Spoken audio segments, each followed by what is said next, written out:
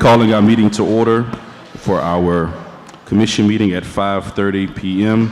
At this time, we'll have the invocation and the Pledge of Allegiance by Chaplain Frank Stevens.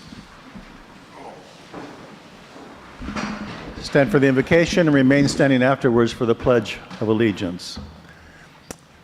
Heavenly Father, the Apostle Paul instructed us to pray for our government when he wrote, I urge you to offer to God petitions and prayers, intercessions, expressions of thanks for all people, for kings, and for everyone who has authority over you, so that we might lead a quiet and peaceful life with all goodness and dignity. And we thank you for the many blessings that our city has received. I pray a blessing for those who are in offices that govern our city, that they might make wise and godly decisions that serve the best interests of our community. I pray your blessing over them. Bless the men and women of our city government, the mayor's office, the commissioners, and all the elected officials. Protect those who put themselves in harm's way, our law enforcement, firefighters, our EMS workers.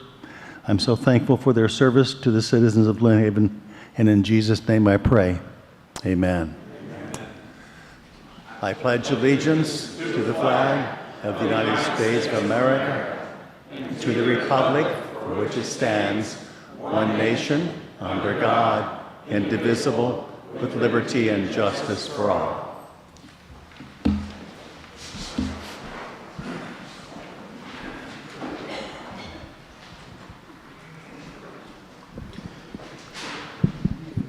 This time we have our public hearing opening at 5:32 p.m. City Attorney. Okay, you want to read the resolution? Yes.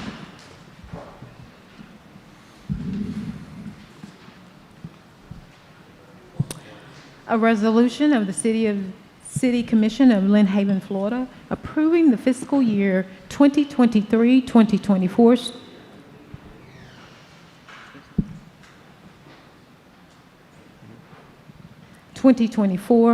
stormwater service assessment role for stormwater-related services, facilities, and programs, directing certification of the assessment role and collection pursuant to the Uniform Assessment Collection Act, confirming notice and imposing levying stormwater service assessments, providing directions, and providing an effective date. Right, so this is our annual or final stormwater assessment resolution.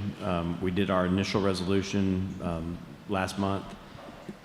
As we all know, in January 2021, we set up the program to allow for stormwater assessments. We actually implemented it later in 2021 for the 2021-22 budget. So that was our first stormwater assessment.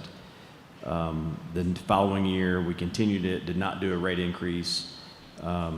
This year, with our consultant Stantec, they've changed the methodology and changed the rate a little bit. So we went through the process of doing the initial resolution, provided mailed notice and published notice, and this is the final step in adopting this year's stormwater assessment, which is year 3 that we've had at Lynn Haven.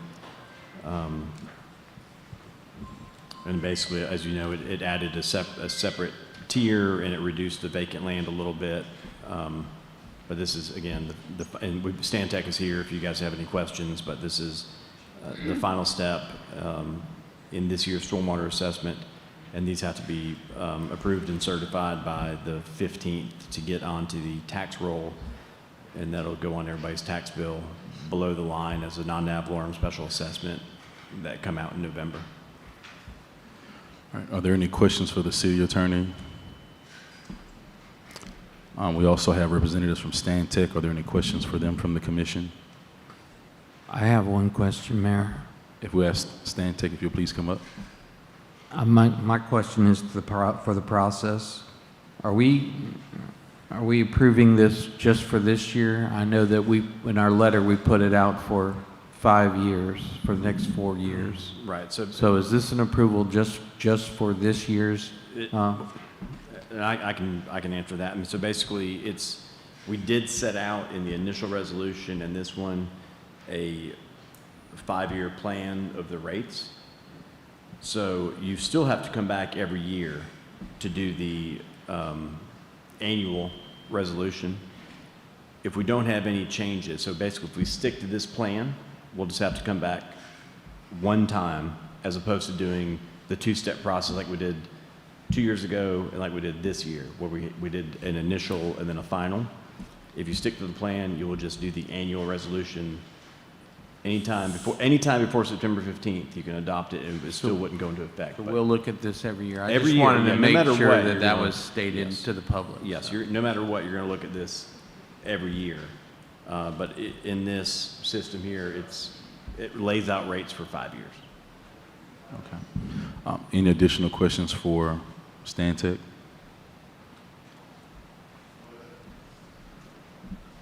I have a question. So what would happen if we decided we wanted to modify this 5 years based on some feedback we got or some decisions we made, say, 2 months from now? Is it going to be, how drastic is it going to be of a change? Like, would we have to be charging you more money to do that, or does that come part of the contract? So if you were to, just to introduce myself, I'm Peter Napoli from Stantec Consulting. I worked on the stormwater study for the city this year. And Commissioner, to your question, we would have to perform another analysis in order to change or modify anything with the current rate structure. And then if you make any major changes or modifications to the rate structure, you'd have to go through this process again of renoticing properties and the two public hearings. So it would be as if you were adopting this rate increase plan that you're currently going through. So that would be the whole process. Thank you. Any other questions for Stantec? I did have a question from a citizen, not necessarily for Stantec, but a citizen did ask about the 5-year projection that we have and was just clarifying it with city manager, so I wouldn't be going off of my assumptions or old conversation. And that is that the 5-year projection, that once we reach those 5 years, if we progressively increase these increments as we're hoping to do, then we would cap at that 5 years, that it's not 6 years, 7 years, 8 years to continue to increase, but it would be the 5-year would be that cap that we're hoping to reach, so that we could then balance the budget for the stormwater fund, and at that point we would not be making any more transfers from another enterprise fund into the stormwater fund. Would be the hope for that. Yeah, that's correct. After the 5 years, it would basically trying to get to a self-sustaining, break-even stormwater department.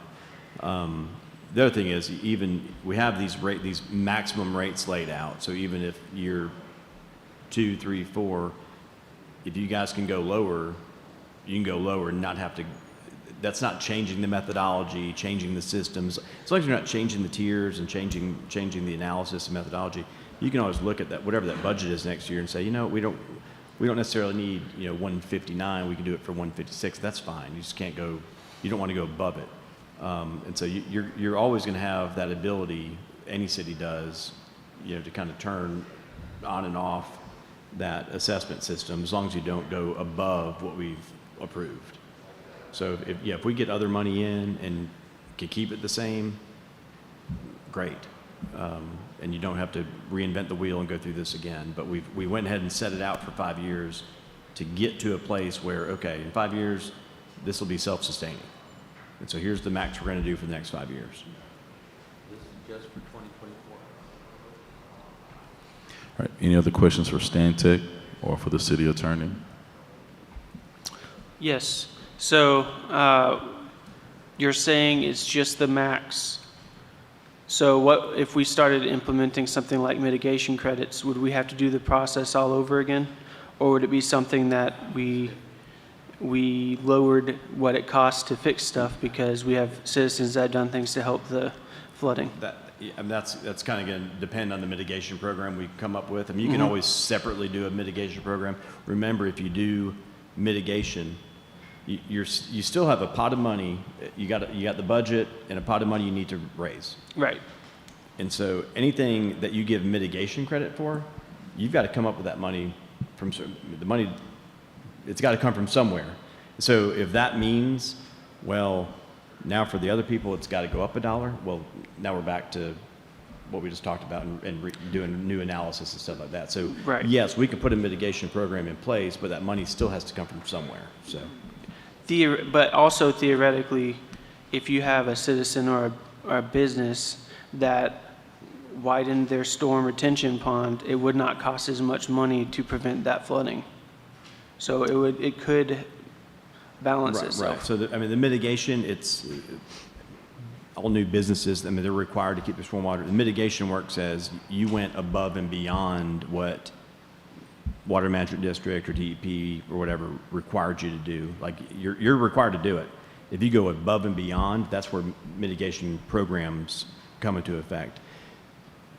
That takes staff and engineers and all, I mean, it's a process, believe me. So, I mean, you've got to weigh that, like, okay, well, who's going to run this mitigation program and verify that stuff? And does it outweigh the mitigation credits? Because, again, your budget is what it is. And so, yeah, maybe if somebody did above and beyond what was required by the permitting agencies, they don't have as much stormwater, and we might need a little bit less of a budget, but then you have to hire somebody who can analyze that mitigation. You know, I mean, yes, it's possible, but it depends how the numbers are going to shake out.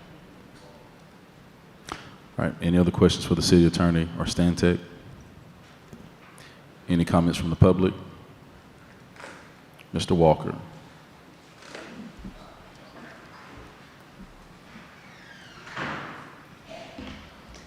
Good afternoon.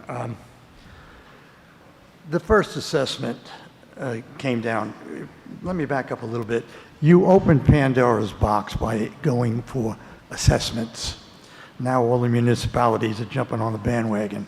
So now you're going to put it in out of, you don't call it a tax, but it is a tax. It's handled by the tax people, and it's levied by the tax people. They monitor it, and they take their funds, they take their part of it out of it. Why it failed, and let me say it again, why the first assessment failed financially, because you never did get to the amount of money that you thought you were going to get. You were told why you didn't get it. Syntex, the company you now hired to run this show, told you you couldn't support the program with the money coming in. So now you have the second assessment, and this is an increase.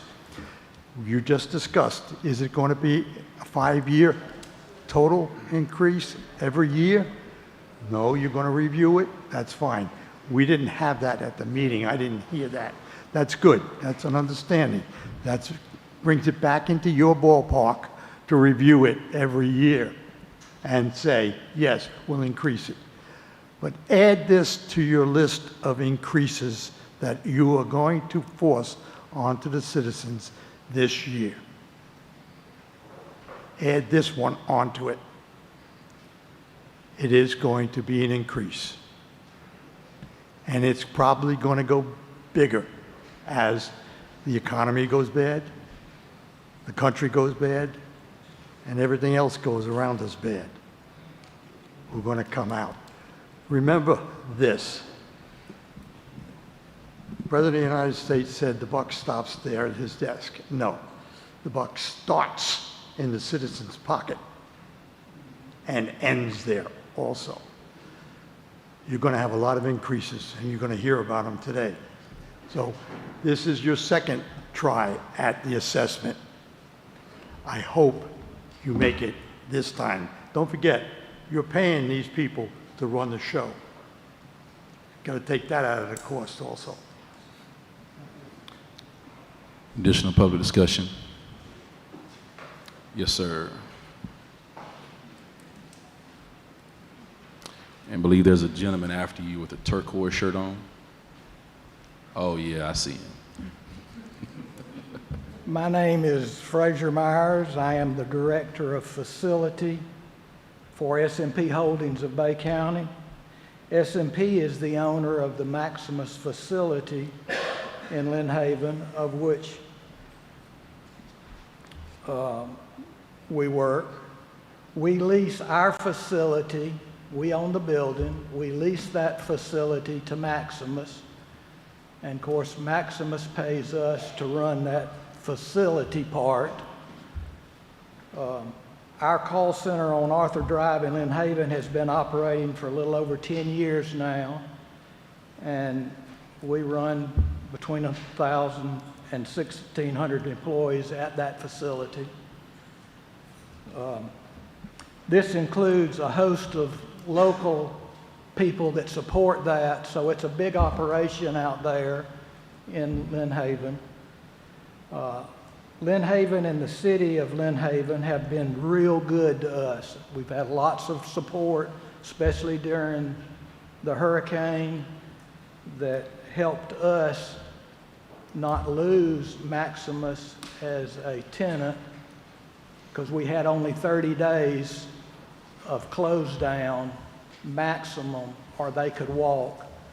So with the amount of people out there, Lynn Haven needs that facility and those expenses. Our facility in Lynn Haven is 135,000 square feet and has 24 acres. We have 4 stormwater retention ponds on our property that deal with the runoff on our 24 acres. SMP maintains the 4 stormwater ponds at our expense. It's already there. My understanding is in the city of Panama City Beach made exception for some existing businesses at Panama City Beach. This exception gave those businesses that maintain their own stormwater ponds get an exemption from the stormwater assessment for the next 2 to 3 years.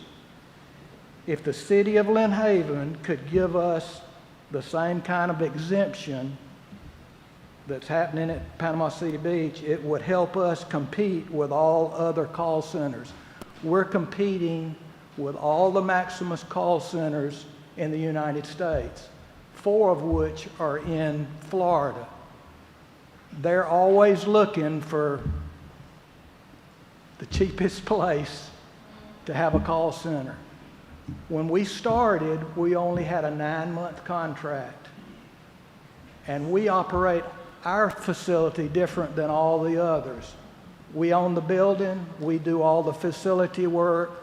Maximus has nothing to do with that. They reimburse us for that, but we have a contract for so much every year.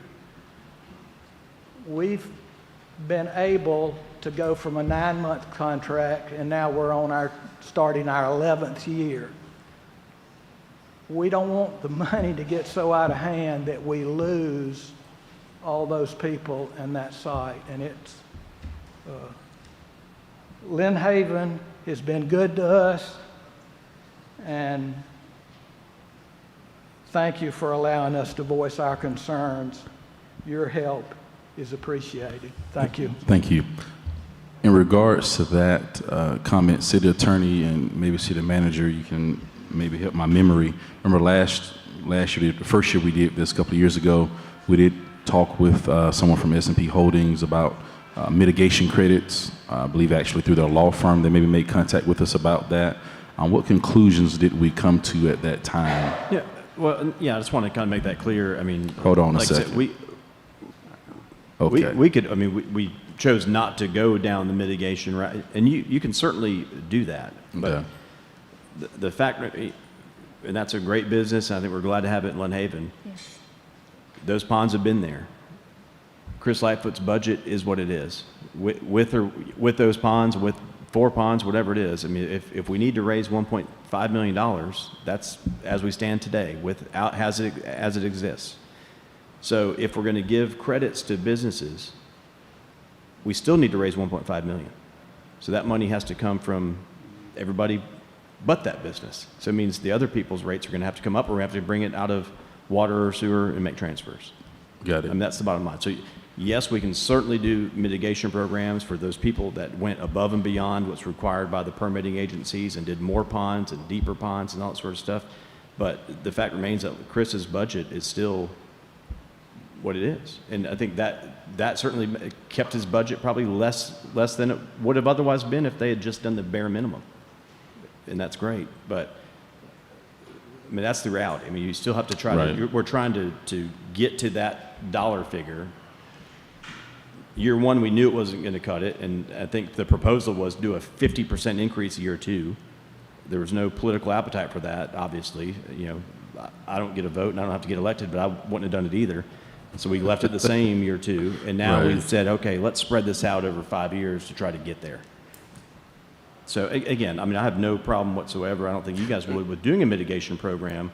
No. We chose not to do it because you're still, it's going to cost everybody else, you know, a little bit more if your goal is to get to that break-even point and have it self-sustaining. No, totally understand. I just remember that conversation because we met a few times with S&P, so I couldn't remember. I know the answer was no, but I couldn't remember how we came to that answer. If we just said no, or if there was something from the legal perspective that we didn't follow through on, or. There's no legal issues with doing it. It's just you're looking at the overall goal of the city is to come up with this dollar amount. Okay. That's how we're getting there. So. All right, thank you. Additional public comments? Yes, sir. I said turquoise. It might be more Tiffany blue. Not quite, but it's a nice shirt. Good evening, Corey Langford, 1112 Louisiana. Haven't been here in a while, so it's good to see everybody's faces. If there's one thing that's going to bring me out, it's stormwater assessment. It looks like it's an important topic based on how many people's in the room. So I'd like to talk really about three things. Number one is vacant land compared to land with houses on it. Number two is when does it end? And then number three is the vehicle in which you all are using to obtain this money from the citizens. So I stood up here last year with the same question as to why is my vacant property that has nothing but dirt and grass on it, why am I paying more for that property than I do for my house with pool deck and sheds and all this impervious surfaces, okay? So it looks like you all had come down a little bit on that, and I appreciate that. Someone mentioned about exemptions, and I started reading the verbiage in the resolution, and I'm a little bit confused because section 4, paragraph, I believe it's F, it talks about vacant property will be assessed in accordance with section 3.03 of the initial assessment resolution. However, if you scroll down to subparagraph H, item 5 discusses parcels with less than 400 square feet of impervious surface. So this land that I've got that's nothing but dirt and grass, it obviously doesn't have 400 feet of impervious surfaces. So why did I pay last year and why am I paying this year? I checked the verbiage from the resolution from last year and there was the same exemption. I stopped by the Bay County Tax Appraiser's office today. I'm going to stop by tomorrow based on your guys' vote today to determine how we need to proceed. But anyway, I would offer that as a question for clarification. What are these exemptions and how are we complying with it? Okay. The next thing is, when does it stop? I know this is a vote for a 5-year rate plan, but what happens after 5 years? Are we going to continue doing this? How long is the citizens going to continue to fund stormwater through assessments? I mean, most of us have houses with mortgages. We know when that loan matures, right? I would like to know, when does this end? Okay, I got 30 seconds. I'm going to close up finally here with the vehicle in which you guys are using to obtain this fund. I fully support funding stormwater. Okay, I fundamentally disagree in the manner in which it's being obtained through the assessment process. We had a process in place before. It was on the water bill. We alienated that process for a flawed process that we're using now. I would encourage you all again to revisit that. I know it's a little bit more difficult to move that money around, but I would encourage you to look at that. Thank you for your time. All right, thank you. In regards to exemptions, City Attorney Mr. Lightfoot, could you all address that?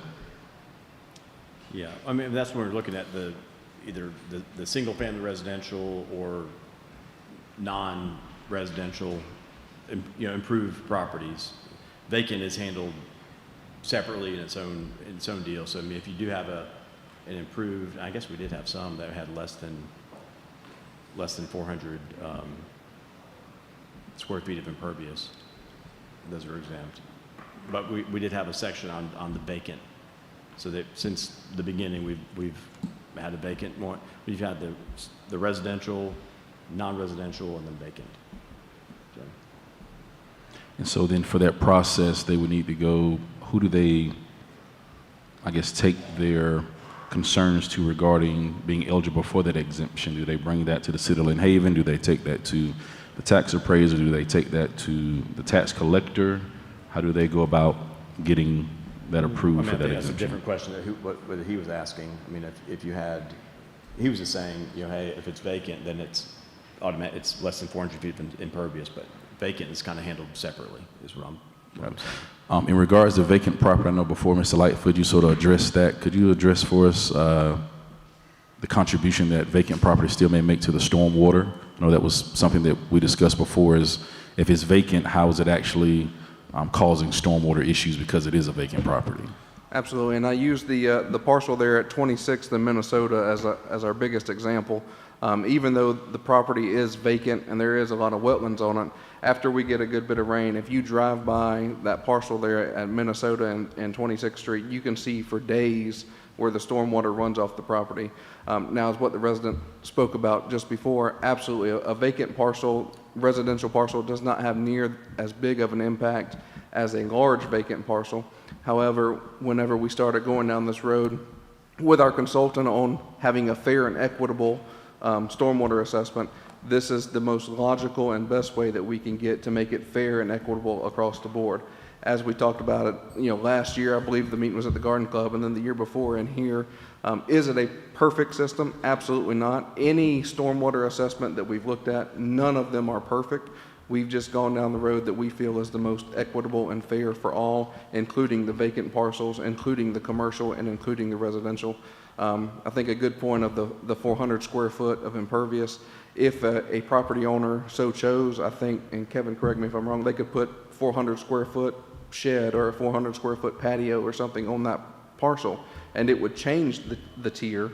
However, what is the long-term benefit? How long is it going to take them to break even on doing that? So they absolutely could go down that road if they chose to. Are there any questions for Mr. Lightfoot while he's here regarding the stormwater? All right, any additional public comments? Yes, ma'am.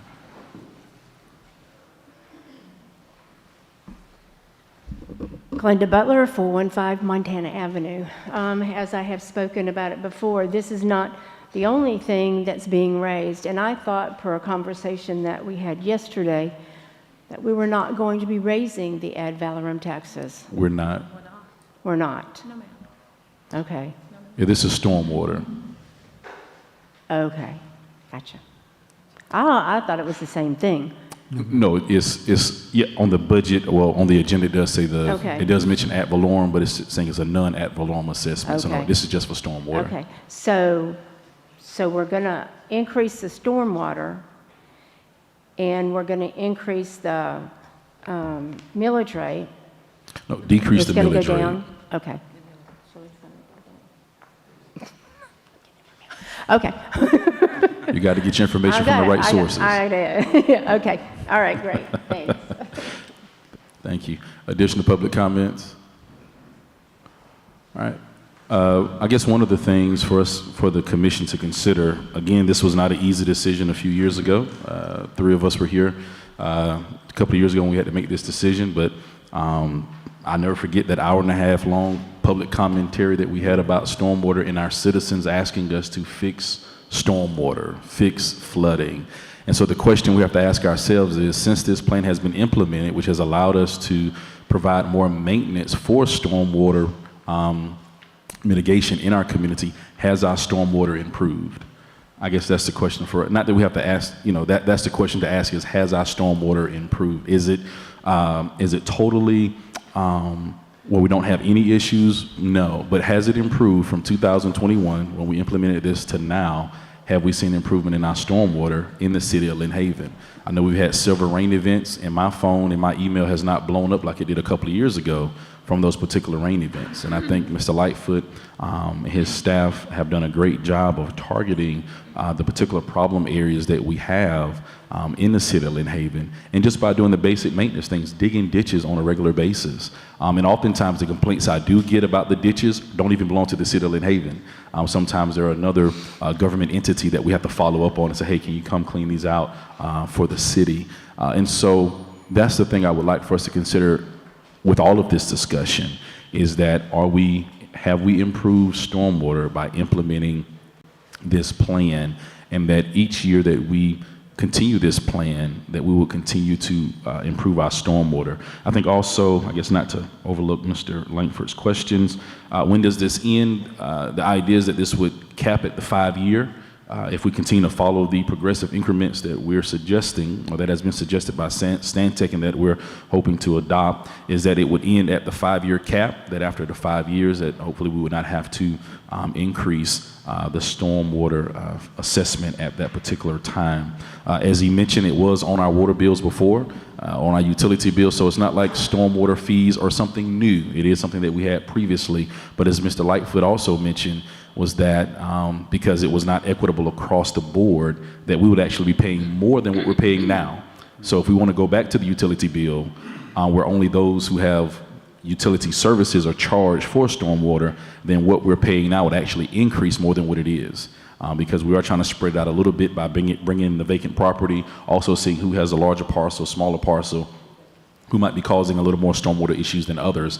But if we just took the 9,000 plus utility accounts that we have and divide that $1.5 million budget across that, I mean, that's a simple methodology, and then you would know how much you're going to have to pay every year, which would probably be more than what the actual assessment is. I haven't figured that number up, but it's probably going to be more than what the actual assessment is that we're doing now, because you're not going to have it equitable across the board. So we have looked at those issues as well. So hopefully we've been able to answer the public's questions at this time.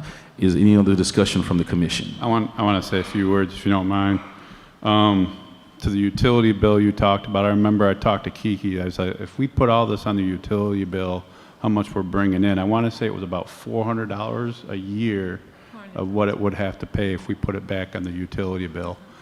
The other thing I wanted to say is that the comment about how we don't want to call it a tax, or we're trying to hide it that it's a tax. We're not.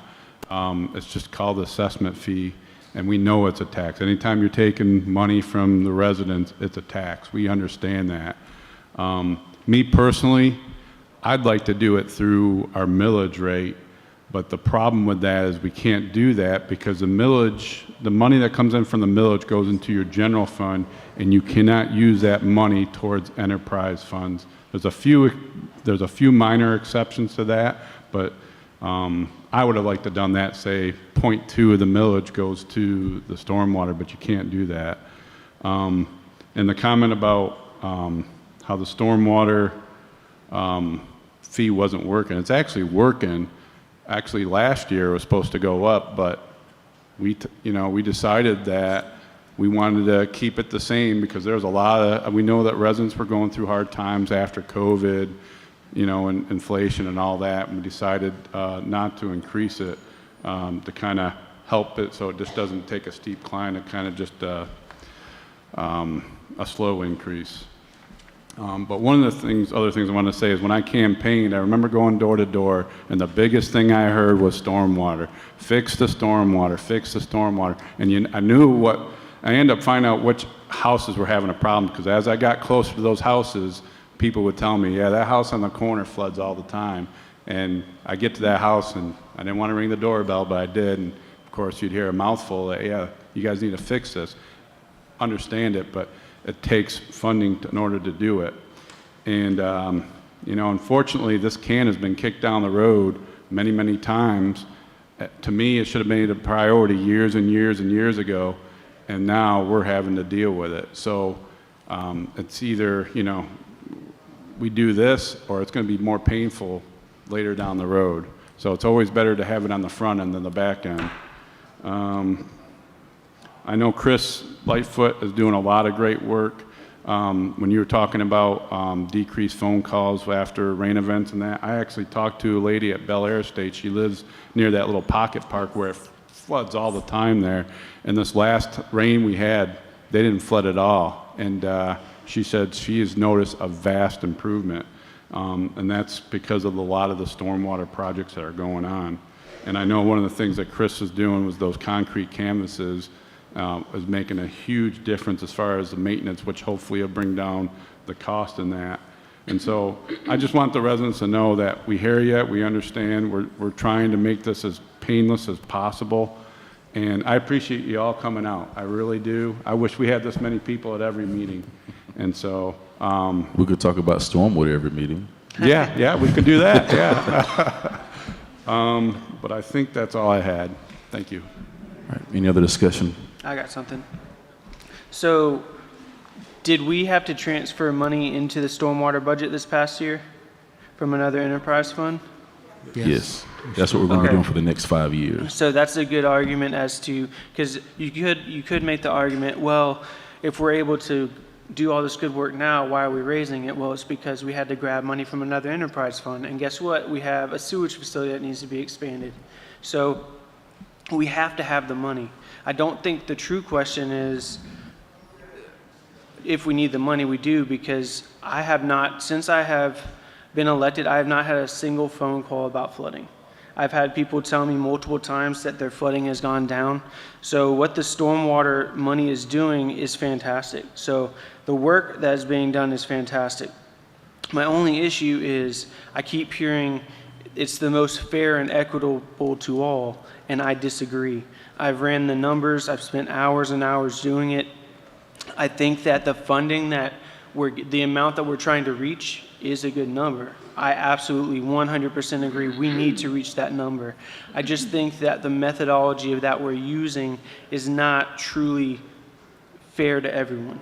And so my request is, I would like it, if this gets turned down tonight, obviously we would have to relook at it tomorrow. But my request is, if this is voted yes, that we bring this up early in the budget year, that we can relook at this methodology. I don't think, So this is our third time looking at this methodology. Right, and I've not once have agreed with it. And that's fine. Yeah. And in the end, when we say the most fair, we're not saying that it's going to be fair for every single person across the board.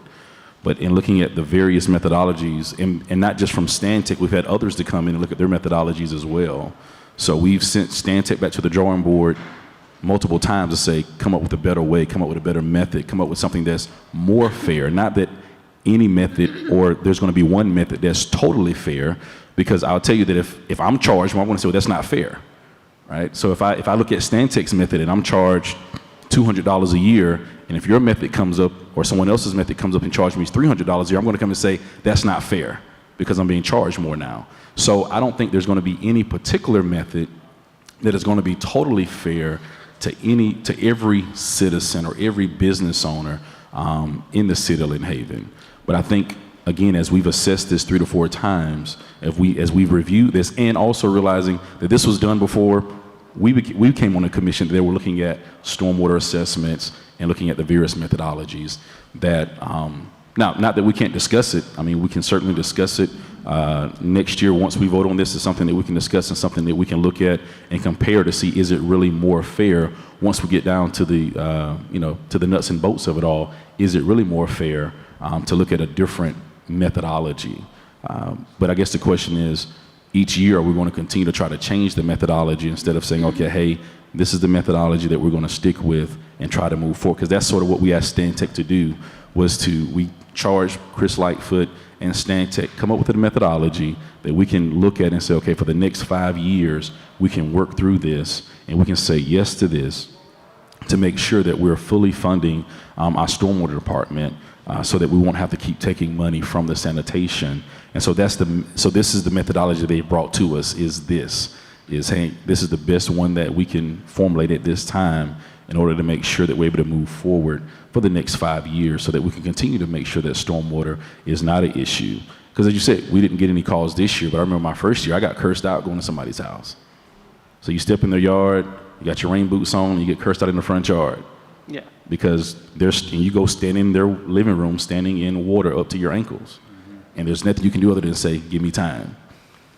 Give me time. That's the only thing we could ask for was time. And so we as a commission asked citizens give us time so that we can work on the stormwater, and that's what we've tried to do. So yeah, I think that is, we can look at a different methodology, but I don't think that any methodology is going to be totally fair to everyone. Because somebody's going to, as city attorney says, somebody's going to have to still bear the brunt of something.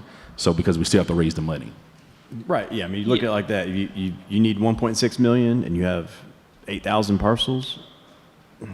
Okay, maybe the vacant people, we shouldn't pay anything. Well, guess what? Everybody else has to pay a little bit more. So they're going to think it's not fair, or the bigger bit.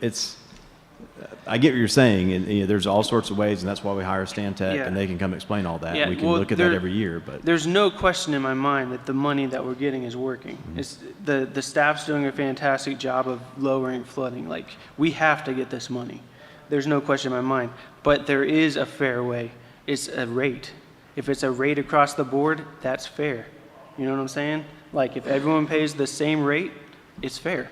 The tier system is not fair because there's 3 tiers, and tier 1 and 2, tier 1 is carrying the brunt of it. It's if you take the ABUs and average them across all the tiers, it's 0.88. That number should be 1. That is fair. It's not. And then we have, I understand that there has to be stuff done with non-impervious property because it does cause an issue. But, like I said in the past, if you were to knock down my house, I would pay more. Doesn't make sense. That, to me, this whole thing that Stantec has done shows me that we're in the right direction. We're headed in the right direction. I just think we need to evolve some in our methodology. Not just take this and say, this is good for 5 years. I think we need to, if it needs to be funded, let's get it funded. And then let's take baby steps to make it better and modify this. I understand that it's a whole, when I asked Stantec, it's going to be a whole, we're going to have to do the whole thing all over again, 2 meetings and all that. But that's why we were elected, was to figure out what's fair. And if we have to do those 2 meetings, we have to do those 2 meetings. I understand that we need to get the money, and I'm all for it, but we need to make sure that if someone is helping stormwater and someone else is not, that person that's helping with stormwater is not charged as much as the person that's not. That's what's fair. But again, I think we need the money. I think the stormwater, the flooding has dropped drastically. Absolutely, we need the money. I just want this process to not just be we voted on it today, and this is the process we're going to do for 5 years. I think it still needs to mature a little bit. It needs to be massaged a little bit. We need to find ways that we can incentivize the citizens to help more than just, hey, give us your money. Because there's ways that citizens can help. And when we're saying, hey, you're just going to pay us money every year, regardless of what you do, there's no incentive for them to go out and help the community and make flooding better. What the truest incentive is saving money. And so if we can find ways to save them money while us still being able to fix stormwater, we should try it. And I'm not saying you guys haven't. That's not what I'm trying to say. I'm just saying I think this is one of those things that we need to reevaluate early in the budget year. Like, we started talking about this way too late, in my opinion, this past year. Actually, we started talking about this 2 years ago, and we started talking about it earlier in the process. I think when you say June, that's when you came on, was May or June. That's a fair point. But we started talking about this months before then so that we wouldn't be talking about this for 45 minutes tonight. So that's why we started earlier then, so that we could all have our questions answered, have all of the things brought to us, because bringing it in June, because previously we didn't start discussing, or really didn't bring it to us until like August was the last time they brought it to us, and we just had a couple of weeks to look at it, or a couple of meetings. So we did ask for this months ago, or a couple of years ago, hey, bring this to us early enough so that we can discuss it and go through it and try to work out whatever issues we think might be with it, which is why we had those workshops previously to try to work out, whatever those issues might be. I do have a question. How much does it cost us if we want to ask Stantec to do another methodology analysis? I believe approximately. Right offhand, that was about $26,000 for the task order for each review. for the year, and then I think the initial one, I'd have to go back to 2019 when they started that. And just real quick on the rate across the board.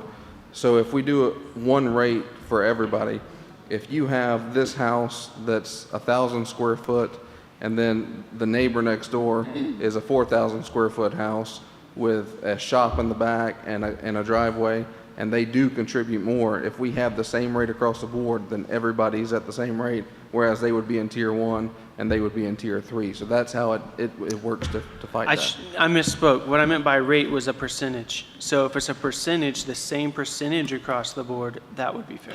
So, and that's what Mr. Lawson, his methodology was based on improvement value, just like your property taxes are, which in doing that, it brought your commercial way down and then increased your residential significantly.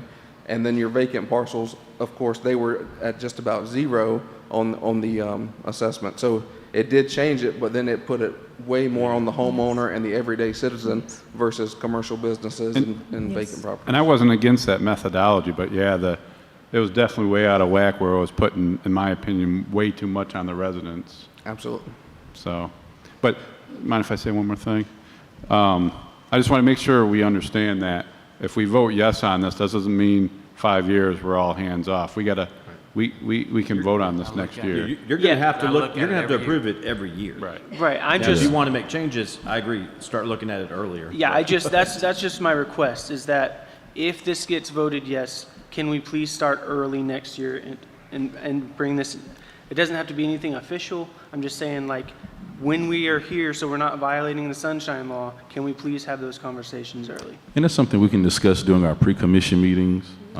It's something that we can do then as well. So certainly not saying let's not look at it, just saying as a commission, I don't want you to thinking that we've only taken what Stantec has said, hook, line, and sinker, that we have brought in other stormwater professionals or other stormwater officials to also give us various methodologies. So I've even called Florida State University and talked with them about different methodologies as well. And so we have looked at various ways in order to make sure that we're not just raising money, but that we're also doing it in a way that is as most fair as it can be. Because again, it's not going to be totally fair to everybody probably, because if you charge me more money, I don't think it's fair, right? So that's, nobody wants to pay more money. I don't either. I totally get it. So, all right, is there a motion for this?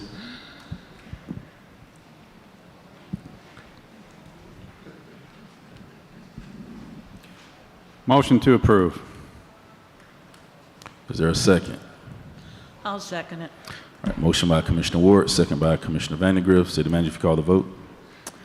Commissioner Ward, Yes. Commissioner Vandegrift, Yes. Commissioner Perno, Just for this year, I will say yes, but I want to state something that we need to look at it like Commissioner We're Peebles going to said. do that. Yes, sir. So we need to think of a hybrid maybe where we go on people's rates for the units, units of impervious square footage and charge accordingly on the bill, and then for vacant land, go ahead and do an assessment. We need to really look at this hard for next year. Is that a yes? I did say yes, sir. Okay. Commissioner Peebles, Yes. Mayor Nelson. Yes, motion passed. Closing public hearing at 6:19 p.m. Didn't get a chance to discuss because she asked for the vote. The public already discussed. They discussed before we voted. He took all your time. All right, public hearing open at 6:19 p.m. for the tentative millage rate for the 2024 tax roll. Good evening.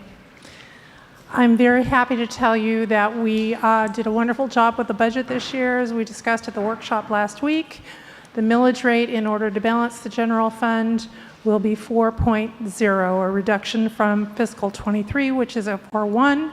And before we got the revenue estimates from the state, we had thought we were going to be at 4.23. So we were able to get it down to 4.0. Questions? Any questions from the commission? Any discussion from the commission?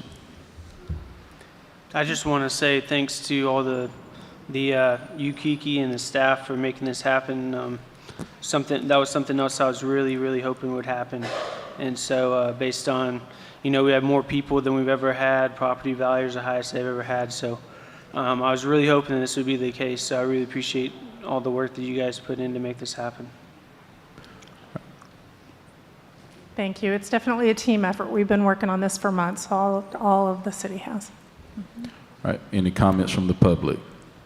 Mr. Walker, are you not happy with the ad valorem going down? Yeah. I do just want to say, do you have your announcement? Yeah, we do need to announce for the public the rollback rate and all that sort of stuff. I don't know if Vicki has that statement. I know. Did you address something to me? I didn't hear it. It's okay. Go ahead, sir. Young lady over there got up and mentioned something about, and I've been watching the millage rate increase. On page 25 of this particular, which is the taxing authority of City of Lynn Haven, it says the rollback rate is 3.5576. Proposed rate 4.00000. Percentage of increase, keyword increase, 9.04. Then you go down below and it says for the purpose of funding a portion of 2023-24 general fund budget, City of Lynn Haven, the millage rate of 4.000 is proposed for 2023. The current year proposed rollback rate is 15.24% increase. I'm a little bit confused here. Maybe because of bureaucratic paper and writing here, there is an increase. It's written here in your papers. So am I missing something? Well, the city manager has her. Would you like to read your announcement to provide? No, she can go and answer that question, and then I will read it. So the rollback rate is the rate that the city would have to impose to bring in the exact same dollar amount as last year. That's what the rollback rate is. The percentage increase is, as explained in that document, is the percentage of percentage. I don't understand why the state requires us to report it, but they do. In my professional opinion, it's misleading. Thank you. But it's a state requirement. And I have that conversation with them on the phone every year. And they tell me that I have to report it that way. So it is a percentage of a percentage that's required on the tax roll to the state. Does that answer your question? It adds to the bureaucrat.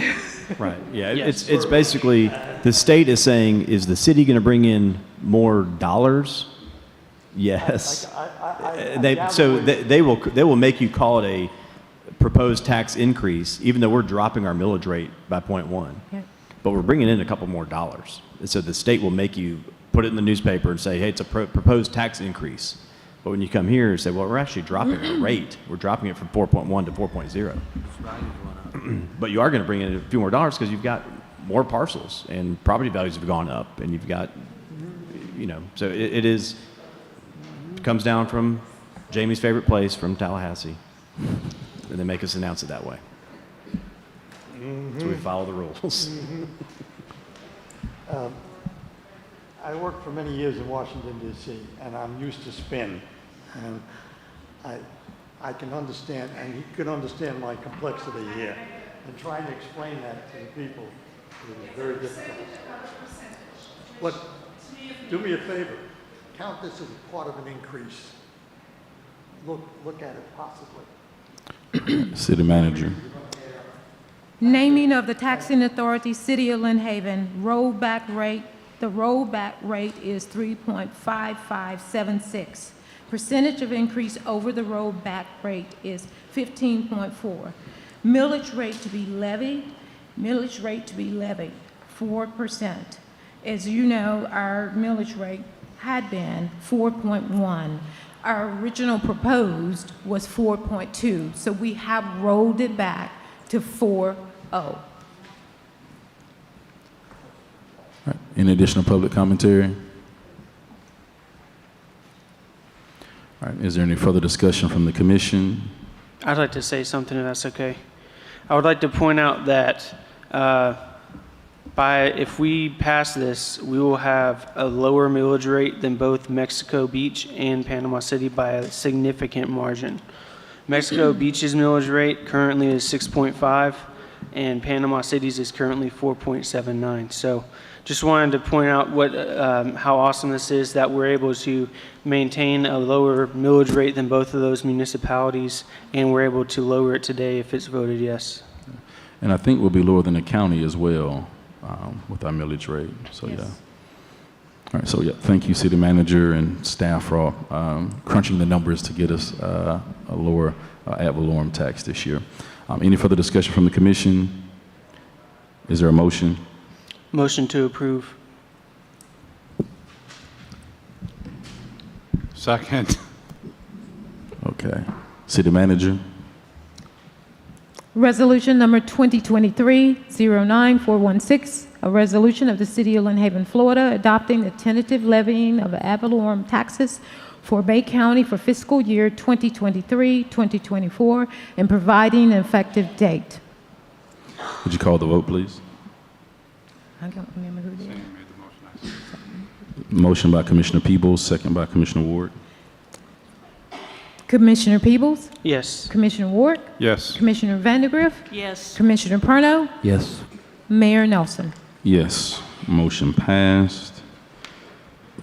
Public hearing continuing as we, let me back to my agenda, as we discuss the tentative general fund enterprise fund budget for fiscal year 2024.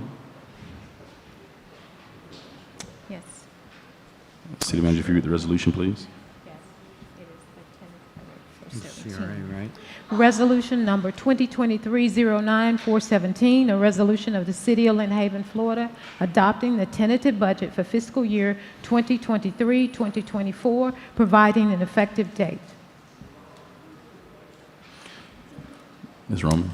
As we discussed at the workshop last week, this is a $63 million budget with $11 million of grant funding applicable to that. It is a significant reduction from last year, primarily because the Rails to Trails project is finishing in '23, and the bulk of the disaster recovery projects are finishing in '23. Do you have any questions? Am I correct in saying that in this budget, this includes the grant funding that we're getting? Right, so that's the Yes. reason. I just wanted to make that known that when we say Yes. $63 million, that's not 63 million tax dollars from the city of Lynn Haven. It's That approximately includes- 60 million, approximately 50 million of city funds will be used for this budget. Perfect. The remainder is from grants.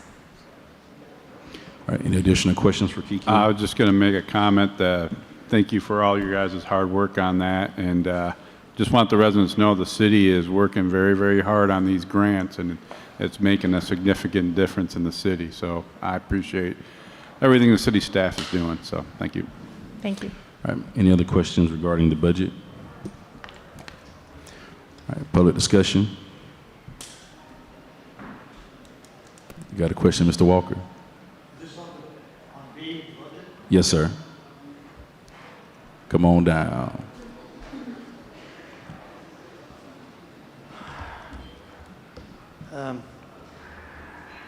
Rich Walker, in the past election, we had one commissioner that made a statement that we have to solve problems by going outside the box. He was very accurate. And retrogressing back to stormwater, just for a second, just to make a point, when the first stormwater assessment came up, one of the commissioners mentioned, we have to do something, whether right or wrong, we have to do something. That's correct. What we did was wrong. So now we have to use the citizens as a training ground to solve the problems. back to Bravo. You will notice the enterprise funds. Enterprise funds are sewer, water, garbage, and they make money, a tremendous amount of money. You wouldn't realize it until you look at the intergovernment transfers between the enterprise funds and other government organizations that we have. It's a tremendous amount of money. It bails out some of the programs that we have that we can't keep going unless we have enterprise funds or grants. You will notice that sewer and water are going to increase. Add this one to my increase list. It's going to be severe. Why? Well, it seems that we failed to take in consideration expansion of the sewer plant. It was noted by the Finance Committee that we will be, next year, $30 million in debt because we failed to take care of our necessary expansion of the sewer plant. I don't want to go into why here and there about that. However, $30 million on top of the debt we already have. In the Finance Committee, they asked what the debt was. Couldn't get an answer. They asked me, and I said, actually, it's $63 million we are in debt now. Payoff will be 2046. I was corrected. The chairman said to the person that corrected me, what part of Mr. Walker's estimate is incorrect? Mr. Walker labeled his debt at $60 million to make it palatable to the public. He was informed, Mr. Hall, that the debt, and nobody could ever figure out the debt, Thank you, was sir. actually $59 million. Right. Mr. Walker was wrong by $1 million. All right. Thank you. Thank you what? It's your 3 minutes, sir. We are on a time limit? Yes, sir. Okay. Additional public commentary?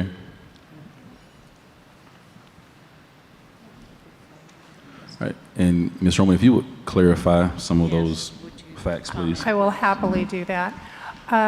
First and foremost, no enterprise money has been transferred to the general fund since I have worked at the city of Lynn Haven, not $1.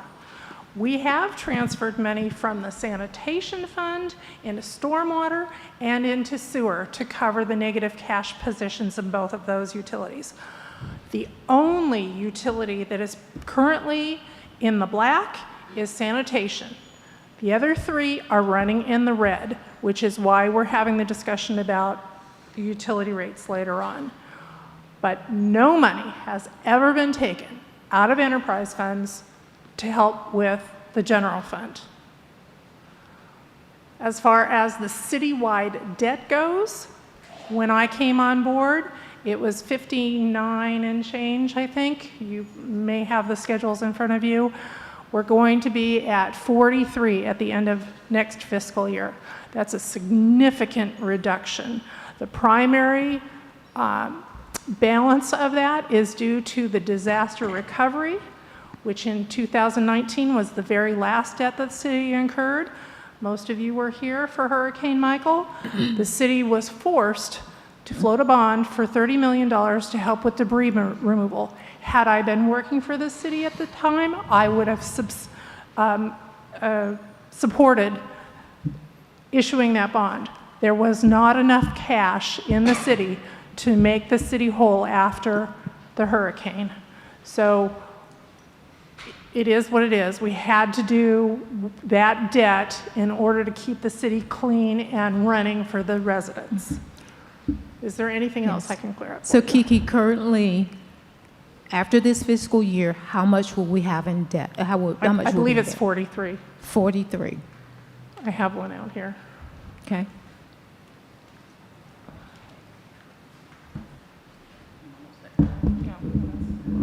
Yes.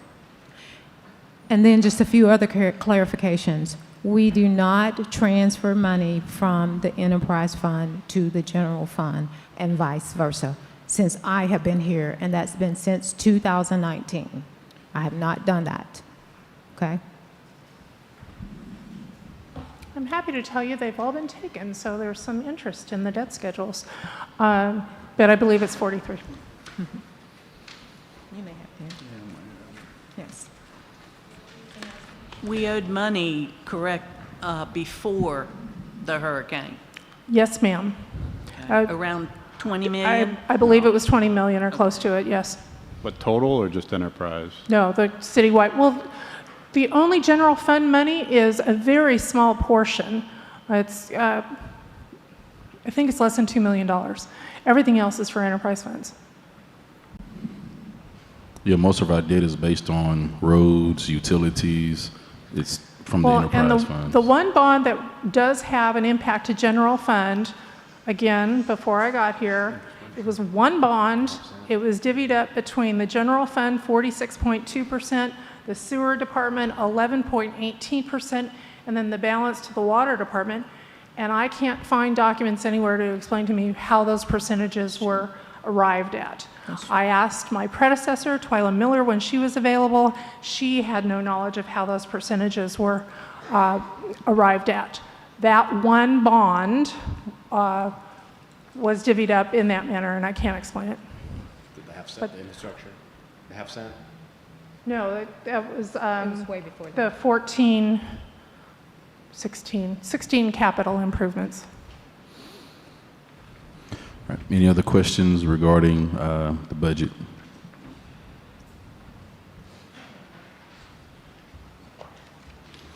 All right. Yes, ma'am. Jerry Parker, Rhett Place. I'd like to know if any money has been recovered that was stolen, the millions of dollars. Has any of it been recovered? And if so, when is it anticipated? Oh, you can go. City Attorney? No, we do have a conference call tomorrow with the U.S. Attorney's Office to talk about, there was money and assets seized, and it's going through that process. We actually have a call to get an update from the U.S. Attorney's Office tomorrow at 10:30, 11 o'clock. Yes. Okay, But thank we you. are working We're on working that. on it. Yes, we are. Any additional questions from the public? Any further discussion from the commission?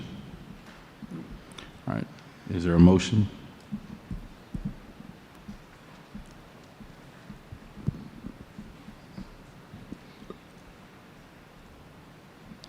Motion to approve.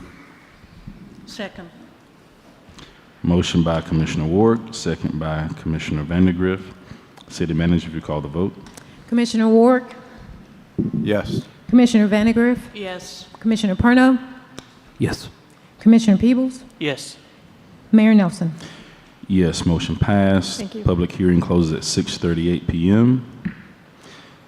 Public hearing opening at 6:38 p.m.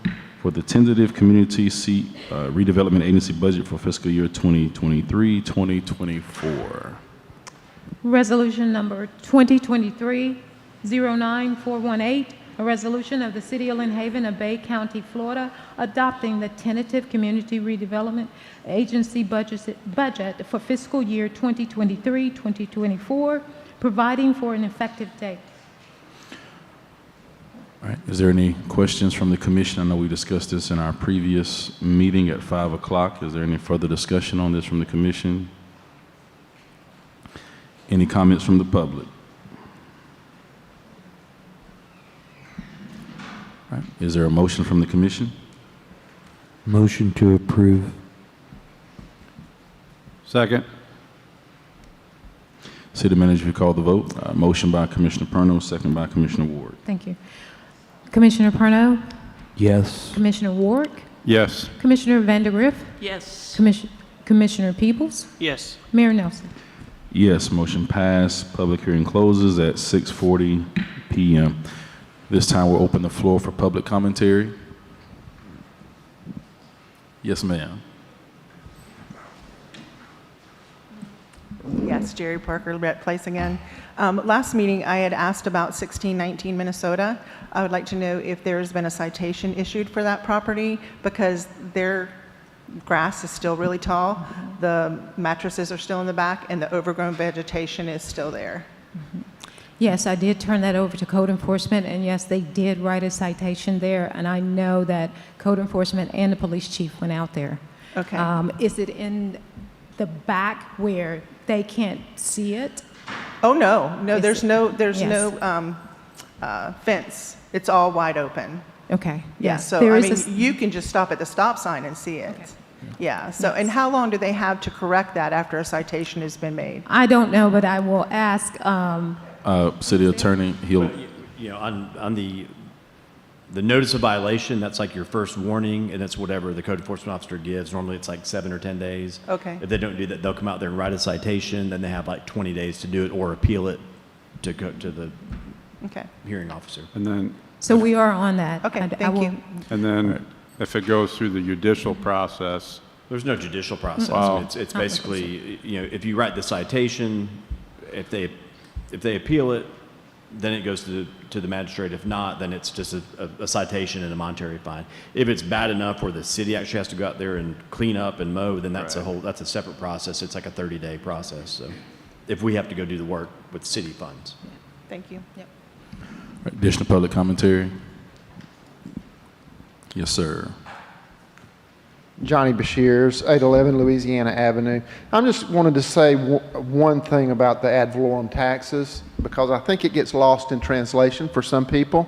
My taxes, based on the budget or the trim notice that we received this year, is going to be about $2,800 in ad valorem taxes. But Lynn Haven is only going to get $718 of that $2,700. The majority of my ad valorem taxes do not go to Lynn Haven, and I'm not the exception. That's across the board with everybody. And I think everybody just needs to understand that your total tax bill is not a reflection of what Lynn Haven's getting. The county gets more than Lynn Haven does. The school board is getting $630. I don't have children. Do I mind paying that? Absolutely not. That's part of my fair share of supporting the communities. But your ad valorem taxes don't just go to Lynn Haven. Matter of fact, that doesn't represent the majority of the taxes that people pay. And that's all I wanted to say. Thank you. And what was trim? 423? Thank you. Yeah, trim was 423, and you guys are proposing 40. So it'll even be less than that. Additional public commentary? All right. Thank you. If not, we'll move on to the mayor's report. Have a proclamation for Constitution Week. Whereas the Constitution of the United States of America, the guardian of our liberties, embodies the principles of limited government in a republic dedicated to rule by law. And whereas September 17, 2023 marks the 236th anniversary of the framing of the Constitution of the United States of America by the Constitutional Convention. And whereas it is the privilege and duty of the American people to commemorate this magnificent document and this memorable anniversary of the drafting of the Constitution of the United States of America with appropriate ceremonies and activities. And whereas Public Law 915 guarantees the issuing of a proclamation each year by the President of the United States of America designating September 17th through 23rd as Constitution Week. Now, therefore, I, Jesse Nelson, by the virtue of authority vested in me as Mayor of the City of Lynn Haven, on behalf of the City Commission, do hereby proclaim the week of September 17th through 23rd as Constitution Week, and urge all citizens to study the Constitution and reflect on the privilege of being an American with all the rights and responsibilities that privileges involves, and to reaffirm the ideas that the framers of the Constitution had in 1787 by vigilantly protecting the freedoms guaranteed to us through this guardian of our liberties, remembering that lost rights may never be regained. In witness whereof, I do hereby set my hand and cause the seal of the City of Lynn Haven to be affixed this 13th day of September, 2023. I'll forego my comments for tonight and give those next commission meeting. Commissioner Peebles. Thank you, Mayor. I just wanted to say that the 9/11 ceremony was excellent this past 9/11. It was a beautiful ceremony, so I just wanted to say thanks to everyone that made that happen. And for those that didn't make it, I highly suggest making it next year. It was it was funny because I think it was someone asked if anyone wanted to say anything, and I was like, I can't follow what the mayor just said. You know, and then Chief Ramey had an excellent speech, and everybody that spoke, just city manager, everything that everyone had to say, it brought a tear to my eye. It was really beautiful. So I just want to say thanks to everyone for doing that. Also, side note, it's really hot, so don't go to Disney like I did during this time of year. There's no one there, but it's really hot. So that's all I have. All right, thank you, Commissioner Peebles, and I do want to say thank you to this commission for attending as many of the events as you can.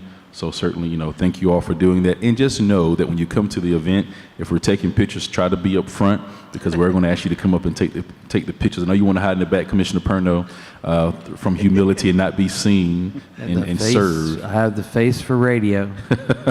But do know that we don't want to have to corral you to come for our picture time. But I do thank you all for being at as many of the events that you can be at, because we've had a lot of momentous events these past few months. So it's been great for the citizens to see us out there with a unified front, representing them and working together. Commissioner Perno? Yes, thank you, Mayor. Yeah, the 9/11 ceremony was great, and the mayor mentioned that he was a senior in high school, and then I proceeded to think, how young, what a baby. And then I talked to Chris Lightfoot afterwards, and I said, "You believe that? The mayor was a senior in high school?" He said, "I was in middle school." So I was in the workforce, I know that, but it was a great ceremony. It is every year, and at least the fire department didn't get a call in the middle of it this year, which happened last year. So we also attended the grand opening of the Rails for Trails, and that was really a wonderful event too. To see that come to fruition was great. The FDOT was they were wonderful. They had a lot of stuff out there to give away and whatnot, and I couldn't help but take the opportunity they offered a bunch of stuff for me to give to kids in our restaurant. So when kids sit down, we're going to put an activity sheet in front of them instead of just a coloring sheet, and they're going to learn about the Florida trails and how to bike safety and stuff like that. So I thought that was great. On the heels of that, the St. Andrews Bay Estuary Program is having an open house here in Lynn Haven on September 21st at the Garden Club. You can learn a lot about the estuary program that night. There will be an open book, but they're kind of competing with our fall concert series too. So. Do you have a time for that, Commissioner? I don't. I believe it's at 5. I think it's 5 or 6 o'clock, I believe. But it's going to be at the Garden Club. And Jessica Graham, the scientists will be there. They will have all the information you need to know about our protecting our bays and waterways. And they're really getting off the ground. They haven't really opened themselves up to the public yet, but they're already taking a swing at $13 million in grants, and they've procured $5.8 million in grants so far. They're being backed by the Horizon Fund and Florida State University, and we really need to see this estuary program blossom into a national estuary program, so they can continue to fund and be preemptive about our fishing, our waterways, hopefully one day opening the East Pass. That kind of stuff needs to really be living and going on instead of becoming dormant and wondering why. So I think the estuary program is a great thing. With the rails, I'm sorry to digress, but it was mentioned to me by several citizens that we need to be, and I know Chief's on this, but safety.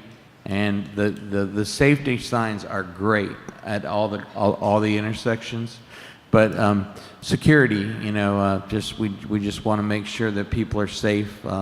They're out there in the middle of the woods, and somebody's addressed it with me, and I said, trust me, there's a plan. They'll there'll be security, there'll be people patrolling. I'm sure you'll make it part of the daily living to protect the people on the trails. So I just wanted to state that publicly.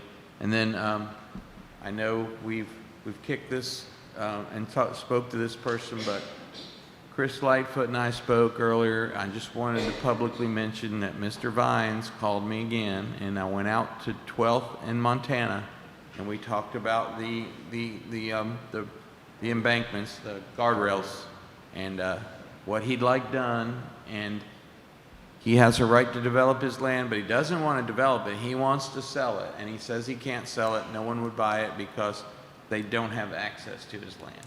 But Mr. Lightfoot explained to me that Mr. Vines needs to he needs to sit down with y'all and maybe have a letter on file that, you know, if there's a sale pending and there's plans, that we will do our diligence to help give access to that land. So I would just hope that we can see a time that we can get him in front of certain people so he can come to an end. He said it's been going on for like 20 years, and he goes back to, you know, to the previous city manager, Mr. Lynch, and things that got said and done and whatnot. And I just try to think that, you know, here's a guy who has land. I know he wants to do something with it, and can we help him? You know, that's it. And I just, again, I know Commissioner Ward said it, but thank you to everybody who comes out and lets us know, you know, how they feel about things. And I hope we take heed, and I know we got to move forward and do stuff that's hard sometimes, but trust me, we're listening, and if there's a better way to do it, we'll do that. We'll approach it. So thank y'all. Thank you. Commissioner Ward? Yeah, so Rails to Trails was an awesome event. A lot of people attended. I know a lot of people excited about it, a lot of people using it, and it's awesome to see it being utilized. It took a long time to get there, so very exciting stuff. I did miss the 9/11 event ceremony. Unfortunately, I couldn't make it, so I did go last year. It was a great event, but just want to say thank you to all the first responders and dispatch and veterans that sacrificed for 9/11. So, and the last thing I have is 23 September at 11:30. I'll be at Slim Chickens. So if any residents want to come out, talk to me about anything, stormwater, whatever, more than happy to talk to residents. So that's all I have. Are you paying for everyone that comes, or how does that work? I thought you were going to give me your credit card, and I was going to use your credit card to pay. No. No? Oh, No. I guess Not this time. Maybe next time. I'm tied up that time. I won't be able to be there. I think I might have a coupon or something. Commissioner Vandergriff? Well, my fellow commissioners have already commented on our activities for the past week.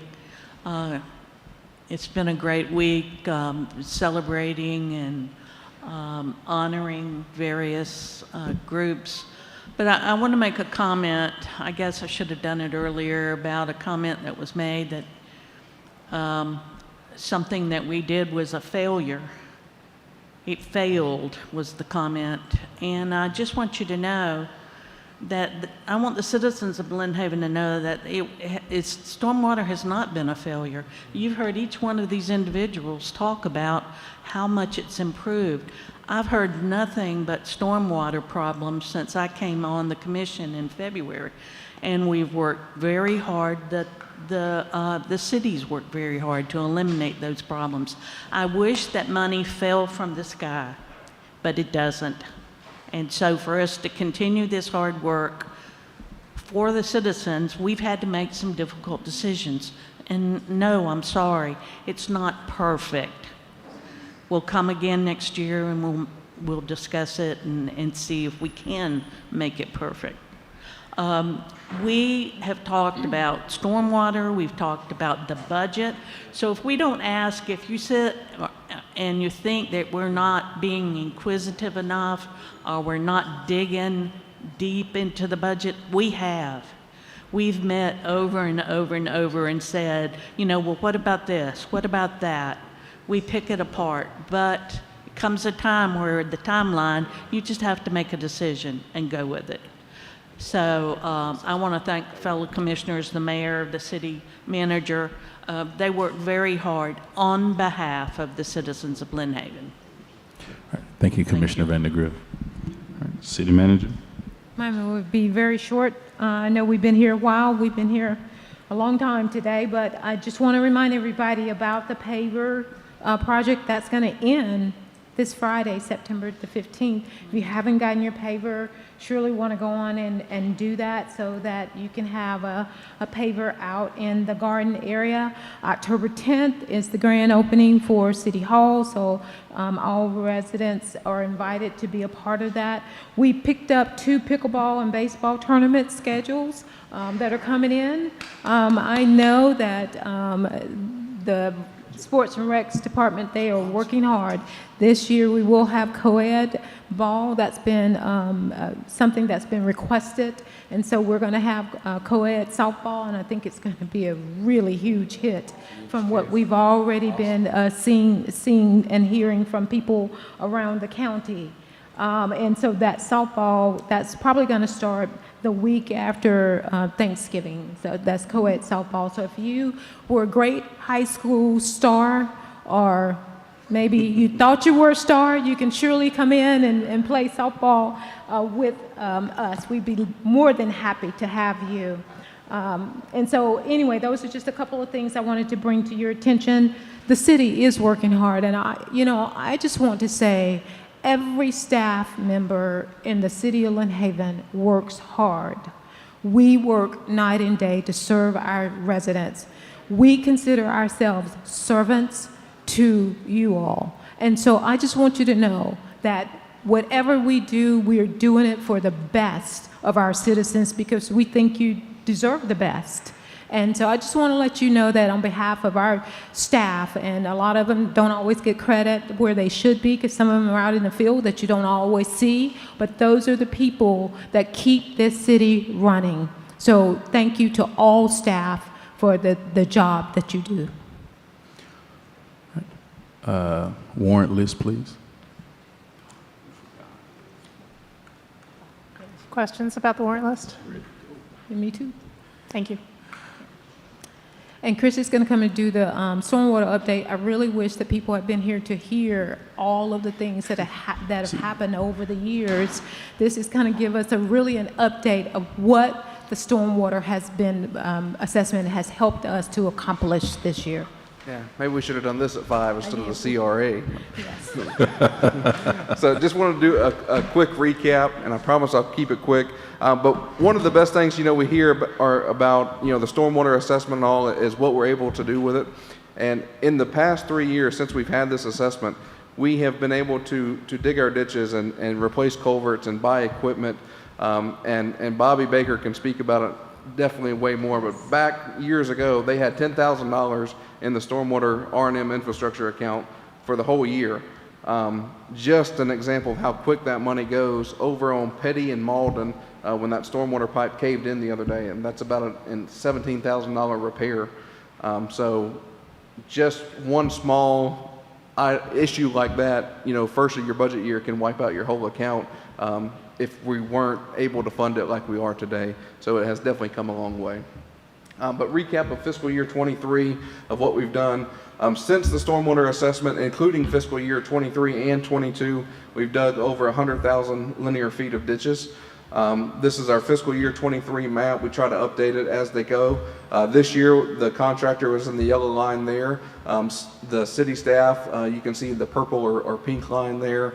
And then the vac truck follows right behind them. And this is what we were able to accomplish in fiscal year 22. The shaded is where the vac truck went. It was easier to show it last year by shading it versus the lines.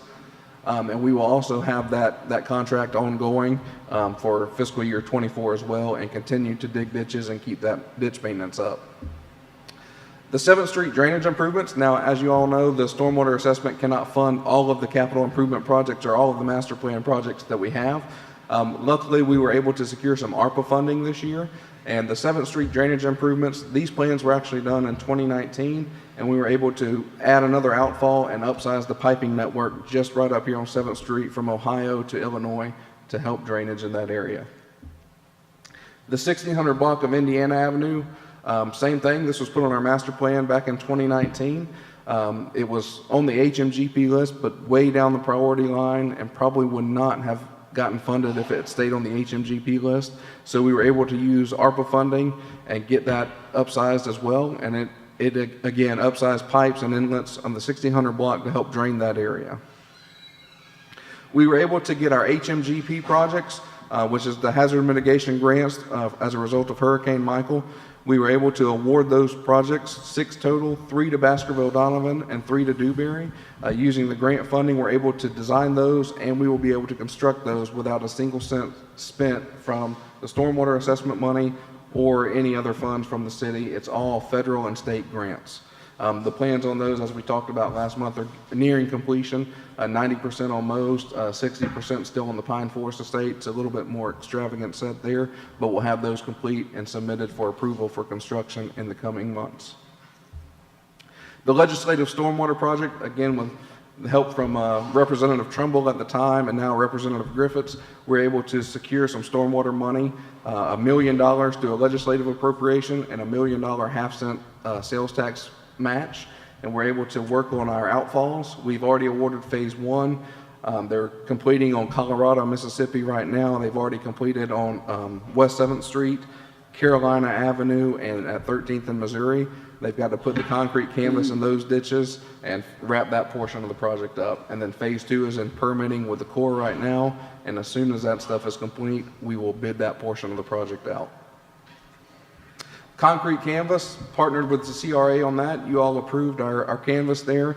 We've got the first bit of it in, still working on getting the major ditches going, have some more in stock, and we will continue to install that in-house as we can.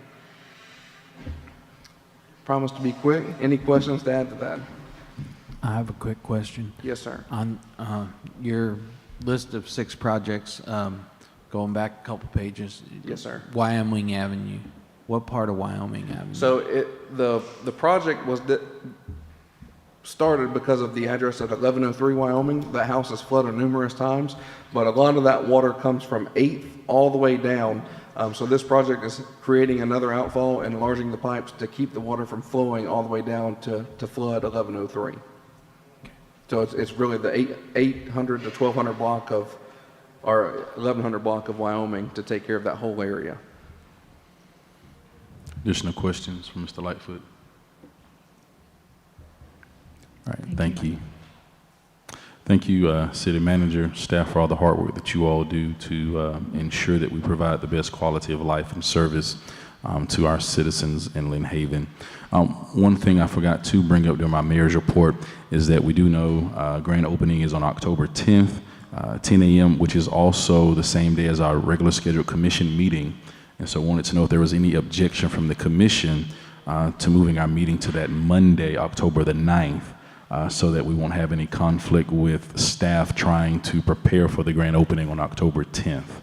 Because our commission meeting is at 9 normally, and then obviously if our commission meeting runs over, then we would not have the grand opening at 10. So is there any objection from having it on that Monday at 9 a.m. at the Garden Club? We're going to be in the big boy chairs over there, or are we going to? We're going to be here. Yeah, we'll probably, well, either here or the Garden We're Club. going to be here. I'm going to have. Okay. Yeah, we'll be here. Yes. Yeah, yeah, we can do that. Columbus Day. That's Columbus Day? Columbus Day. So, is that a holiday? It's a holiday. It depends on what school you go to. Yeah, I don't, are we off for Columbus Day? Schools are open. Schools are open. Wednesday, 11th. 11, yeah. All right, any objections? No objections, all right, great. City Attorney? This is my 3rd budget hearing for 3 different cities in 3 straight nights, so unless you have any questions, I've got nothing. Well, I think we got our money's worth tonight, man. We did pretty good tonight. We did pretty Trying to be good. home by 8:30 was my That should average go. this week, so. That should go. Okay. I got you. I'm trying to get home too, man. I'm trying to get me something to eat. So I had an early lunch. All right. Moving on to our consent agenda.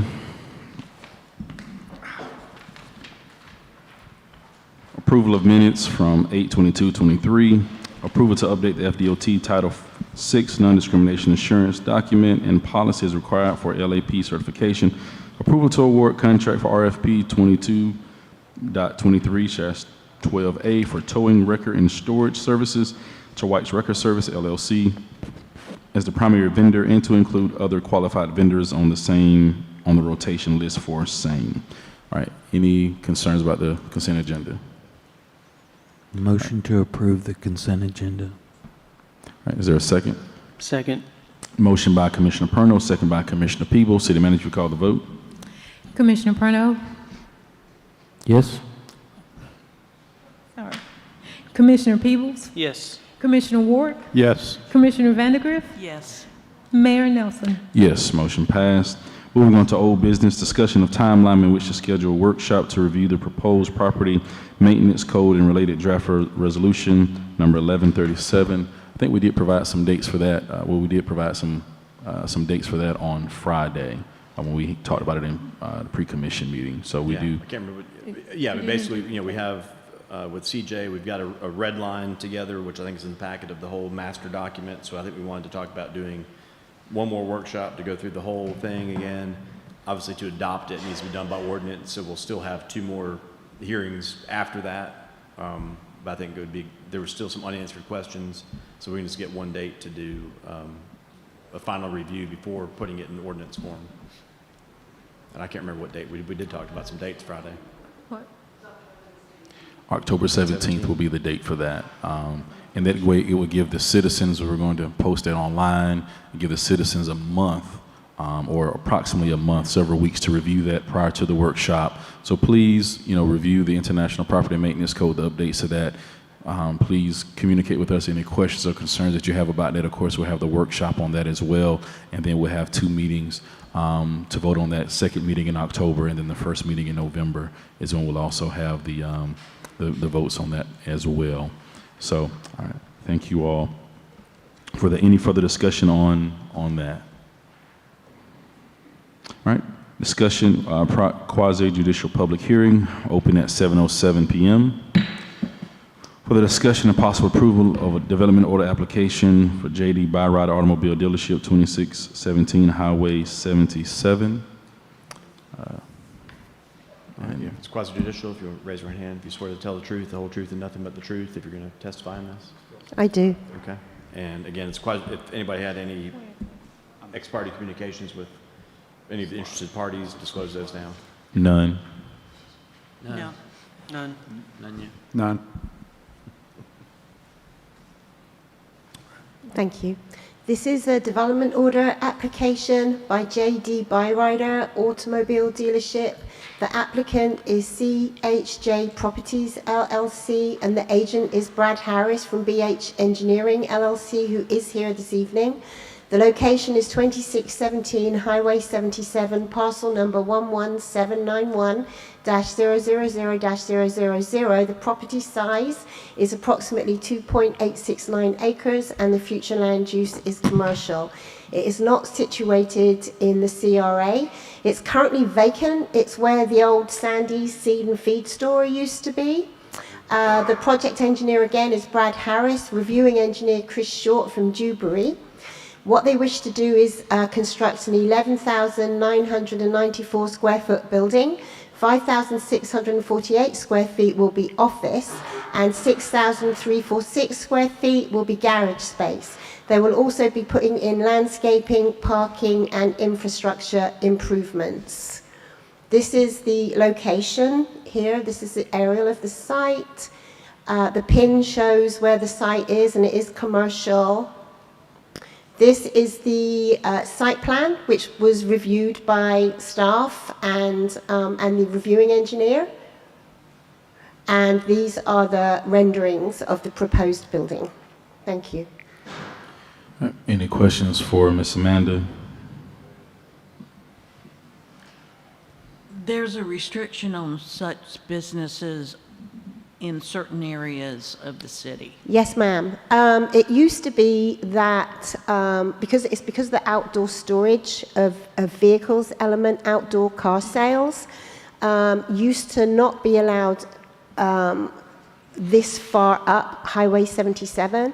But a few years ago, ordinance, I think it was 1051, I mentioned it in my summary, was voted on by the City Commission to move that further north, that boundary further north. So where this site is located, that is an approved use at this location.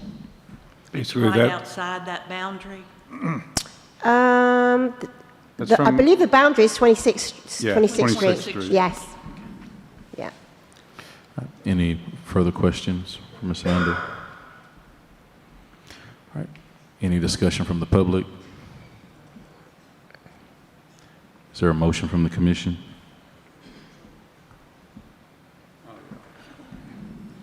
Motion to approve. Second. Motion by Commissioner Ward, second by Commissioner Perno. City Manager, if you call the vote. Commissioner Ward? Yes. Commissioner Perno? Yes. Commissioner Peebles? Yes. Commissioner Vandegrift? Yes. Mayor Nelson? Yes, motion passed. Quasi-judicial public hearing closes at 7:11 p.m. Quasi-judicial public hearing opens at 7:11 p.m. Discussion and possible improvement of development order application M&M for market expansion, 1201 Ohio Avenue. Thank you, Mayor. This is a development Still order. you're still under oath. Obviously, anybody had any ex parte communications with Vicar Sheila? None. Okay. None. No. None. This is a development order application from M&M Market Expansion. The applicant, Mr. Patel, VR & Sons, Inc. Agent is Wyatt Lewis from Panhandle Engineering. The location is 1201 Ohio Avenue. There are a few parcels involved in this. They're all listed there.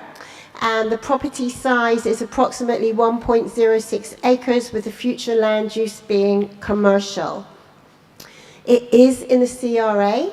The existing uses on the site, there is currently the existing gas station and mini market, which is across from Circle K.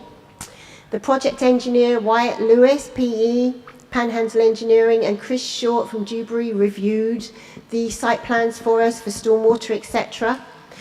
They are proposing a 1,888 square foot addition onto their existing 2,494 square foot mini market, plus parking, stormwater, and landscaping improvements. And so those other parcels that are involved, that's because the stormwater will be going, the parking and the stormwater will be going into those other parcels. All right. Additional questions for Ms. Amanda? All right. Any further discussion from the commission? Any comments from the public?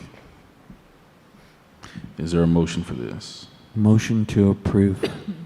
Second. Motion by Commissioner Perno, second by Commissioner Peebles. City Manager, if you call the vote. Commissioner Perno? Yes. Commissioner Peebles? Yes. Commissioner Ward? Yes. Commissioner Vandegrift? Yes. Mayor Nelson? Yes, motion passed. Thank you. Quasi-judicial public hearing closes. What time did it close? 7:13 p.m. This time moving on to Parks and Rec. A resolution of the City of Lynn Haven, Florida, authorizing the mayor or city manager to apply for and accept the beautification grant and enter into a beautification grant landscape construction and maintenance memorandum of agreement with the Florida Department of Transportation, FDOT, for additional landscaping on Highway 77 and providing an effective date. All right, are there any additional questions for Mr. Ferris? I know we discussed this in good detail on Friday. Any additional questions for him since then? No questions. Any comments from the public? Is there a motion for this? Motion to approve. And thank you. Second. Motion by Commissioner Perno, second by Commissioner Peebles. City Manager, if you call the vote. Commissioner Perno? Yes. Commissioner Peebles? Yes. Commissioner Ward? Yes. Commissioner Vandegrift? Yes. Mayor Nelson? Yes, motion passed. First reading only of ordinance 1157, adopting a change in the vesting period and adding a monthly supplement to the general employee's pension. Director of Finance, Director of Human Resources. Ordinance number 1157, an ordinance of the City of Lynn Haven amending Chapter 50, Personnel, Article V, General Employees Retirement System of the Code of Ordinances of the City of Lynn Haven, amending Section 50-171, benefit amounts and eligibility by adding subsection F, monthly supplemental benefit, amending Section 50-174, vesting to amend the vesting schedule from 10 to 5 years for all active members, providing for an inclusion in the code, providing for severability of provisions, repealing all ordinances in conflict herewith, and providing an effective date. Could you give us like a 30-second highlight of what this ordinance does, please? I will try. All three of them. They are all three identical. One is for the general employees, one is for the firefighters, and one is for the police department. So I'll explain what I can now and just pretend I said it 3 times. Currently, our vesting period is at 10 years to replicate what the other municipalities are doing in Bay County and to attract quality employees and help with retention. We are going to a 50% vesting at the end of 5 years, 60% vesting at the end of 6 years, and so on. And then at 10 years of completed service, they will reach that 100% vesting period. Along with that is included a $300 a month supplement when an employee separates from the city, not drops, but actually separates from the city. They will receive $300 a month until age 67 in order to help them with the additional expenses that they will incur that the city had been taking care of while they were under our employment. Questions? All right. Any questions for Ms. Roman? Thank you for that. It's about 45, but we got it. Too Thank long, you. sorry. Better than 3 minutes, so that's good. $300 a month, how long do you have to be with the city before you're eligible for that, or what do you have to pay in? It's normal separation, so you'd have to be at least 55 with 10 years worth of service. Okay, not 5 or, okay. 10 years and, worth of and service. just to be as low level as possible, if someone vests at 5 years and they leave employment after 5 years, would they at a certain age be eligible for a payment from the city of Lynn Haven? At 50%, yes. It would be calculated at 50% of the pension, yes. Of whatever they paid in? Whatever is calculated by the actuarials at that time. Okay. And after they left employment, there wouldn't be anything going toward them, right? Just what they paid in it up till that time. The city has to contribute every year based on what the actuarials tell us. And so when they're vested, they can start investing and the city will match, or is there a matching, or is it just up to them? When you are an employee of the city, you are required to put in 5% of your salary. Every paycheck, 5% of my salary goes into the pension.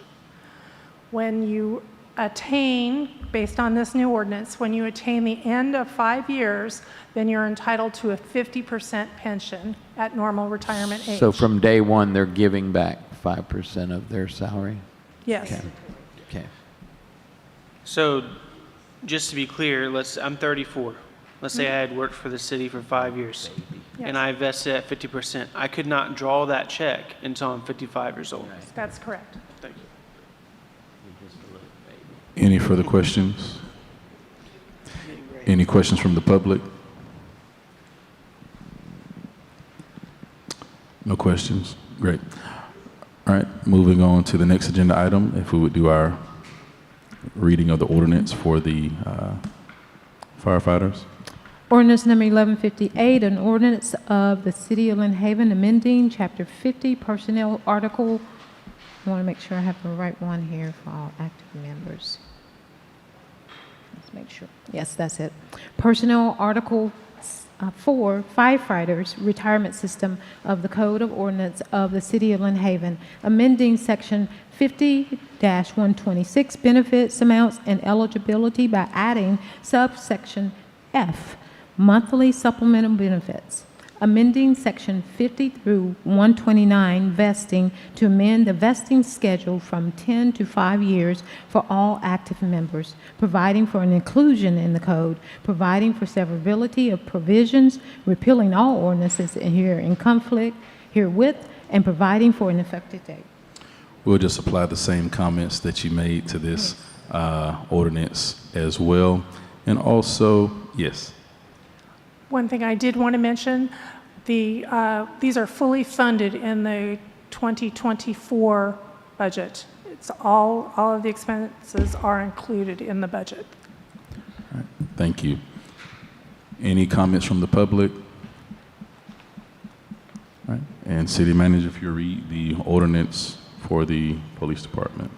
Ordinance 1159, an ordinance of the City of Lynn Haven amending Chapter 50, Personnel, Article 3, Police Officers Retirement System of the Code of Ordinances of the City of Lynn Haven, amending Section 50 through 81, benefit amounts and eligibility by adding subsection F, monthly supplement benefit, amending Section 50 through 84, vesting to amend the vesting schedule from 10 to 5 years, from 10 to 5 years in the code, providing for severability of provisions, repealing all ordinances in conflict herewith, and providing an effective date. Thank you. Again, we'll apply the same comments. Any addendums you need to make to those comments? No? Great. Any questions from the public? All right. Thank you all. Meeting adjourned.